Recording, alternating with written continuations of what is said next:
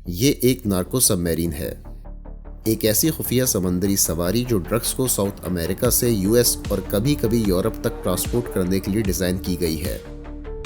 पिछले कुछ सालों में अथॉरिटीज़ ने 200 से ज़्यादा ऐसी सबमरीन्स पकड़ी हैं, लेकिन बहुत सी अभी भी समंदर के जरिए ड्रग्स ट्रांसपोर्ट कर रही हैं। आज हम इनके 4 डिफरेंट मॉडल्स देखेंगे, सिंपल से लेकर एडवांस हाई टेक तक, और जानेंगे कि ये नार्को सबमरीन्स कैसे काम करती हैं, वो डिटेक्शन से कैसे बचती हैं और कोस्ट गार्ड उन्हें पकड़ने के लिए क्या क्या करते हैं। वैसे तो कोकेन को यूएस और यूरोप के हाई प्रॉफिट मार्केट में स्मगल करने के बहुत से तरीके हैं। हर साल अथॉरिटीज़ कई सौ टन कोकेन को सीज करते हैं, बावजूद इसके और भी बहुत से टन उनसे बच जाते हैं। इस चूहे और बिल्ली के खेल में कार्टेल्स नए नए तरीके ढूंढते रहते हैं अपने प्रोडक्ट्स को डिलीवर करने के। पहले नार्को सबमरीन्स शॉर्ट ट्रिप्स के लिए बनाई जाती थीं, लेकिन वक्त के साथ उनके प्रोडक्शन स्किल्स प्रोफेशनल हो गए और एक दुनिया से छुपी इंडस्ट्री तरक्की करने लगी।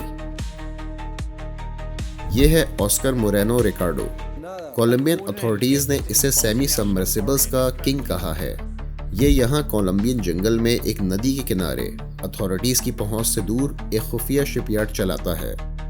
ऐसी जगहों पर रिकार्डो और उसके कंपेटिटर्स सबमरीन्स बनाते हैं जो समंदर में हजारों माइल्स का सफर कर सकती हैं, टन्स ऑफ कोकेन लेकर।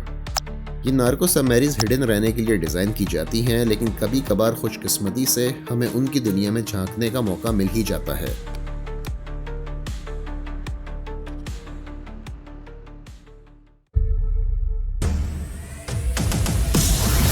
ख़वातीन हज़रात, इन्फोवर्स में खुशामदीद।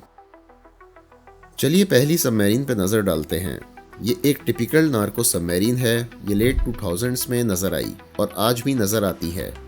इसकी लेंथ रफली 14 मीटर्स है, पर ये एक तरह से पूरी सबमरीन नहीं है, बल्कि ये एक लो प्रोफाइल वेसल है। इसका अपर पार्ट वाटर लाइन के ऊपर दिखाई देता है, जबकि इसका रंग समंदर के साथ मिक्स हो जाता है और इसकी कम हाइट की वजह से रडार सिस्टम्स को इसे डिटेक्ट करना मुश्किल होता है। फिलहाल ये सेंट्रल अमेरिका जा रही थी। इस टाइट वेसल के अंदर 5 आदमी मौजूद थे जो 16 किलोमीटर पर आवर की स्पीड से जा रहे थे। ये सबमरीन 3 कंपार्टमेंट्स में बटी होती है। मिडिल में क्रू एरिया है और एंट्री के लिए एक हैच। पीछे डीजल इंजन है जो फाइबर ग्लास वॉल्स को वाइब्रेट करता है। क्रू इसे रिपेयर कर सके इसलिए इंजन उनके कंपार्टमेंट के पीछे है। फ्रंट में कार्गो होल्ड है जहां 7.7 टन कोकेन भरी हुई थी। ड्रग्स, फ्यूल और इंजन का वेट वेसल को पानी में लो रखता है। ये कार्गो कार्टेल को बहुत पैसा देता है अगर मंजिल तक पहुंच जाए तो। एक मरीन पेट्रोल एयरक्राफ्ट ने सबमरीन को स्पॉट किया और यूएस कोस्ट गार्ड को अलर्ट। अभी वो इंटरनेशनल वाटर में थे कि 2 स्मॉल बोट्स और एक हेलीकॉप्टर वेसल को इंटरसेप्ट करने आ गए। कोस्ट गार्ड ऑफिसर सबमरीन पर चढ़कर हैच को नॉक करते हैं। उन्होंने 5 स्मगलर्स और 200 मिलियन से ज़्यादा की कोकेन पकड़ ली।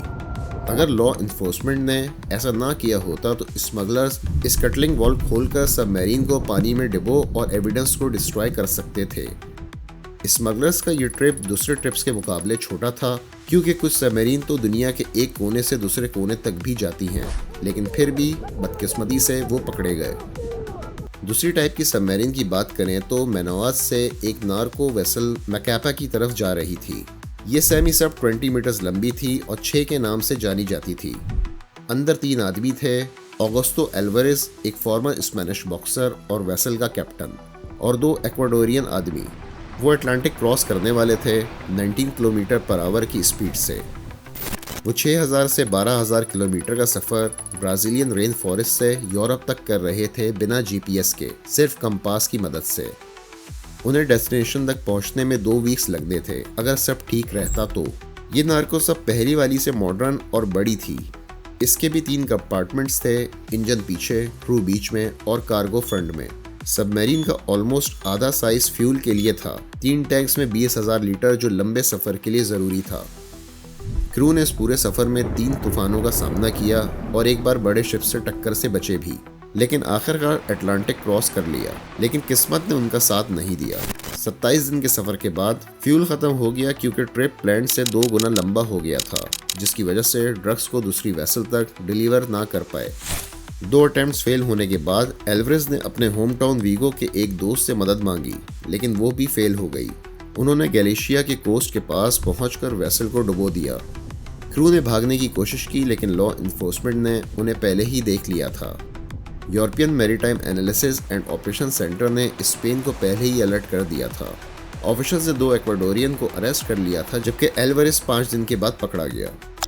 स्पेनिश पुलिस ने सबमरीन को रिकवर किया और 3 टन कोकीन, जिसकी मालियत लगभग $100 मिलियन थी, जब्त कर ली। हर बार जब ऐसी सबमरीन पकड़ी जाती है, कार्टेल को बहुत नुकसान होता है, इसलिए वो इनोवेट करते रहते हैं। पहली नज़र में ये एक रियल सबमरीन लगती है। इसकी सिलेंडर शेप है और लेंथ 24 मीटर्स है। ये ऑलमोस्ट फुली सबमर्ज हो सकती है। सिर्फ एक स्नॉर्कल ऊपर से निकला होता है जो डीजल इंजन को एयर और क्रू को ऑक्सीजन देता है। इसका नाम स्नॉर्कल सब है। स्टील या मेटल की जगह ये फाइबर ग्लास से बनी है। डीजल इंजन पावर देता है और एक जनरेटर इलेक्ट्रिसिटी प्रोवाइड करता है, जिसमें स्नॉर्कल के ऊपर कैमरा भी लगा होता है ताकि अंडर वाटर भी सराउंडिंग्स का पता लगाया जा सके। ब्लास्ट टैंक्स डेंजर में डीपर डाइव करने में मदद करते हैं। अंदर बेसिक टॉयलेट और सिंक है। ऐसी छोटी लग्जरीज जो क्रू के लिए लंबे सफ़र को बेरेबल बनाती हैं। ये सबमरीन 8 टन कोकीन लेकर कोलंबिया से मैक्सिको या और दूर तक जा सकती है। अभी तक समंदर में एक भी ऐसी सबमरीन नहीं पकड़ी गई, लेकिन हम जानते हैं कि वो बनती ज़रूर है, क्योंकि अब तक जो भी स्नॉर्कल सबमरीन्स मिली हैं वो ज़मीन पर पकड़ी गई हैं। इसका मतलब ये कामयाब सबमरीन्स हैं, तभी आज तक समंदर में कोकेन के साथ नहीं मिली। पेट्रोल एयरक्राफ्ट्स के लिए इन्हें डिटेक्ट करना मुश्किल है। कैमरे की वजह से कोस्ट गार्ड शिप से बचना आसान होता है। नवंबर 2020 में कोलंबियन जंगल में अथॉरिटीज़ को एक फुली सबमर्सिबल 12 मीटर लंबी नार्को सबमरीन मिली। इसमें डीजल इंजन की जगह 10 टन बैटरीज हैं जो 2 इलेक्ट्रिक मोटर्स को पावर देती हैं। ये नार्को सब इंजीनियरिंग की पीक है। इसकी कॉस्ट अराउंड 1.5 मिलियन है। इनमें मौजूद डाइव प्लेन्स डेप्थ को कंट्रोल करते हैं। बैटरीज 12 घंटे तक चलती हैं। 5 किलोमीटर की स्पीड से 60 किलोमीटर तक जा सकती है। ये सबमरीन ना तो तेज़ है ना दूर तक जा सकती है, लेकिन इसे ज़रूरत भी नहीं, क्योंकि इन्हें लंबे सफ़र के लिए बनाया ही नहीं गया। इसमें एक टोइंग रिंग है जिसे इसे लार्जर शिप से अटैच करके खींचकर अनडिटेक्टेड ले जाया जा सकता है। डेस्टिनेशन या कोस्ट गार्ड के दिखाई देने पर वो रिंग से अलग होकर अपना सफ़र जारी रख सकती है। ये सबमरीन डिटेक्ट करना बहुत मुश्किल है। अभी तक एक भी ऐसी सबमरीन पकड़ी नहीं गई। ये समंदरी सवारियां प्रूव करती हैं कि स्मगलर्स नए सोफिस्टिकेटेड वेसल्स बना रहे हैं। तवज्जो छोटे पेलोड्स की तरफ है, कम ड्रग्स लेकिन ज़्यादा सबमरीन्स। इससे सप्लाई लाइंस ऑप्टिमाइज होती है और रिस्क कम। मिशन कंप्लीट होने के बाद ये सबमरीन्स ओशन फ्लोर पर नार्को सबमरीन्स के ग्रेवी यार्ड में पहुंचा दी जाती हैं, क्योंकि ये सिर्फ एक ही ट्रिप के लिए डिज़ाइन की जाती हैं। 2022 में ऑस्कर रिकार्डो नार्को सबमरीन्स के सो कॉल्ड किंग का रीजन ख़त्म हो गया।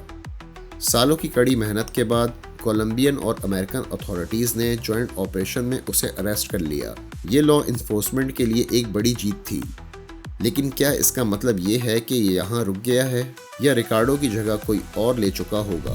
कोलंबियन जंगल के किसी कोने में एक नया genius next generation narco submarines पर काम कर रहा होगा, जो और एडवांस, सोफिस्टिकेटेड और लॉ इन्फोर्समेंट की लेटेस्ट टैक्टिक्स को मात देने के लिए डिज़ाइन की जा रही होंगी।